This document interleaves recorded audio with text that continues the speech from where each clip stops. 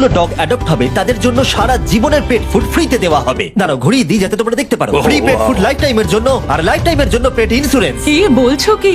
আমার তো কান্না পেয়ে যাচ্ছে। আমরাও কি সারা জীবন পাবো? না, মানুষের জন্য খাবার দেওয়া হচ্ছে না এখানে। স্পট আর জিন্সকে ধন্যবাদ জানাই, কারণ ওদের জন্যই আমরা 100টা ডগকে পেট ফুড আর ইন্স্যুরেন্স দিতে পারছি। এ তো দারুণ। Thank you. তার মানে হলো এই ডগগুলোর জন্য ফ্রি পেট ফুড তারা সারা জীবনের জন্য বাড়ি বসেই পেয়ে যাবে।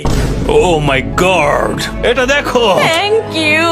এত ভালো কাজটা কে করছে? আমার বন্ধু জিমি। ও, তোমার বন্ধু জিমিকে থ্যাংক ইউ বলো। তারপর আমার এনার সাথে দেখা হলো, যে কিনা এখনো পর্যন্ত তার সারা জীবন ধরে 6টা ডগকে অ্যাডপ্ট করে নিয়েছে। তাই আমরা ওনাকে নিয়ে গেলাম কিছু ডগ দেখাতে, আর ওনার জয়ীকে খুবই পছন্দ হয়ে গেল। আর এ হলো ডেন, আর এ প্রথমবার জয়ীর সাথে দেখা করবে। দেখা যাক ওরা একসাথে থাকতে পারে কিনা।